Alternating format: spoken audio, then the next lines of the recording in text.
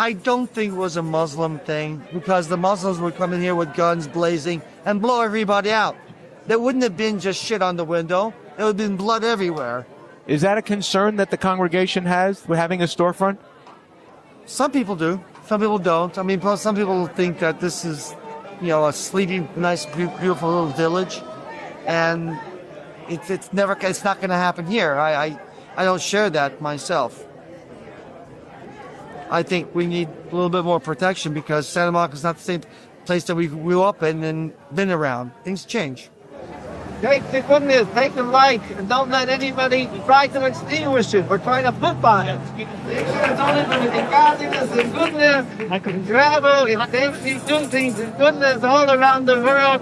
Happy Chanukah to all of you in the United States and the entire world. Happy Chanukah.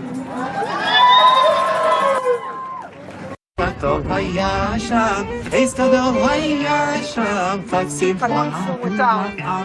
what did you detect when you came in on the morning of the vandalism? Was it morning? I saw the rice, and it was hard to make out what it was. It was early in the morning.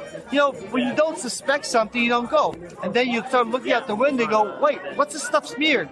And then you start looking around and you notice that, wait, what's on this window? And then you start to notice what happened.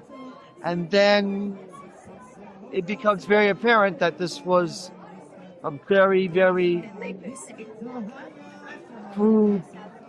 crude act that was done for the show. Anybody who likes that does not have a menorah and candles, I'll give out as many as I have. Anybody who needs to have, please let me give you. Come over to me and I have for you if you need it. Person came in. We get it occasionally, but this was a little bit more egregious. Came in and he yelled about Hitler and Nazism and Jews, and he made like he had a gun, and he ran out because the congregants wanted to stop him. And you can't burst into a shul and do that. By the time they were able to turn around in the middle of davening, he was already running down the street. So I only got a picture of him from the back. So we put together a menorah lighting. And so at noon, we started to get the donuts, get the latkes, get the news out, start emailing, start calling, and put it together. I see everybody just really cares a lot, so they all showed up. There's people that really don't want to see this, especially at this time of year. They don't want to see it ever. But they want to see that we should learn how to get along with each other. And people really came out. Well, were the attendees basically your congregants, or who came? Not at all. These are people from all over this neighborhood, from all over this west side area. And Gentiles too?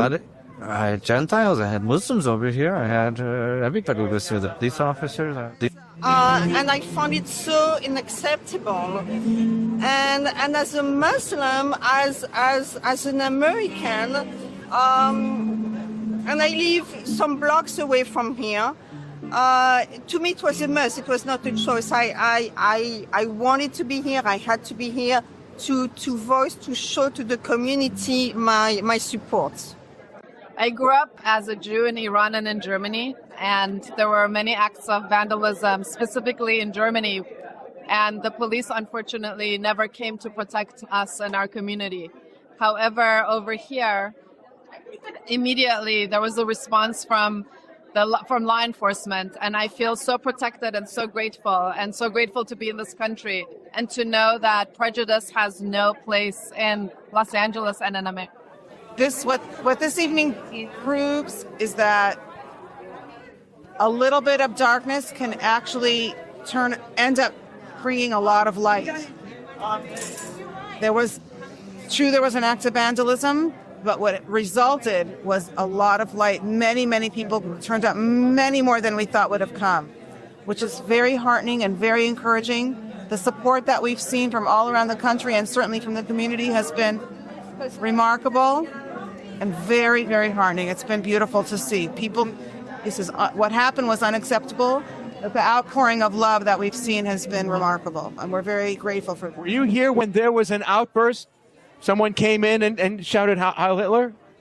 It does happen periodically. I mean, there was a guy that burst in that screamed it this morning. This morning, this tall guy screaming that Hitler should have finished the job and get out the machine gun and done y'all made a machine gun sound like that. No, but he never came in the building. He just said it through the windows where everybody could hear him. He got everybody's attention, and then he kept going. This happened many times on Christmas. Jews didn't leave their houses in Poland and in Eastern Europe, Like, out of fear of what the non-Jews would do to them on Christmas Eve. okay. I'm a Holocaust survivor, and I'm very surprised that something like this could happen in this day and age. I thought we had learned something through the years, but hopefully out of this terrible act will come something very positive. Did the Dutch Jews react to anti-Semitism in a way that they thought it would go away? Because it was a very assimilated country, and everybody got along. And then when the Germans came in? And then hell broke loose, and the Germans did it. Some of the Dutch sided with the Germans, and more Jews were lost in Holland percentage-wise than any other country. What was the situation in Germany where the police would not come and help? For about 2 years, there would be swastikas drawn on our car and on our doorposts, and also at my high school. And there was very little interest by the police to actually intervene and to do anything. And that was one of the reasons why we moved to the United States. Why were the police in a country which is very up on teaching against anti-Semitism? Why were they so Sorry, lax? this was in the 80s, and I think that things have changed a lot in Germany right now. Well, why were they so lax even in the 80s? I don't know. You think the police were anti-Semitic? I mean, I think that there probably still are strong undercurrents of anti-Semitism in Europe, which we see now coming to light. What's the likelihood of anyone who did it, of anyone who's anti-Semitic, that it might have come from a Muslim in your estimation? I would be very surprised. You'd be surprised? I would be very surprised. Nowadays, I would be very, very surprised.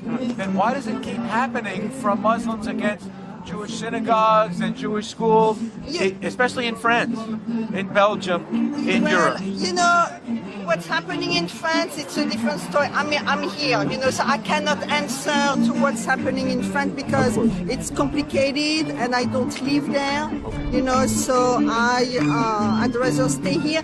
And you know, this is a kind of a liberal area, and you would expect there to be a little more But isn't there a lot of tolerance. anti-Semitism on the left? There is a lot of anti-Semitism on the left, but you know, Santa Monica is also like kind of a free-spirited area, and you would expect there to be just a little more tolerance here. And I never saw it when I lived here. I never experienced any anti-Semitism. Things happen. Our Sukkah was vandalized. Not this Sukkah, a year ago, our Sukkah was vandalized out in the back. And it happens, but we're going to increase the light, we're going to increase the goodness and bring more feeling of good things and feeling of togetherness in our little corner here in Santa Monica, and we spread out to much more parts of the world. You think Santa Monica and Los Angeles Jews are taking anti-Semitism too lightly?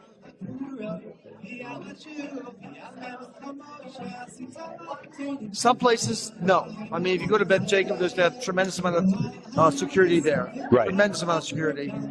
I think people are under the impression that this is Santa Monica. We're off the beaten path, and this is not as big a target as those other places. But how about anti-Semitism in general? Are Jews too comfortable here thinking that everyone likes us and we're considered just like the rest of Americans? In every generation, it's always been somebody that'll blame the Jews for something that lacks in their world or their lot. And why should this be different? Honestly, why should it be different? I'm sure the German Jews in Germany and in Berlin were shocked by the whole episode that happened to them, as much as the Jews in Spain, as much as Jews anywhere. So could it happen? Could it happen here? Yeah, tomorrow morning. Could happen. Why not?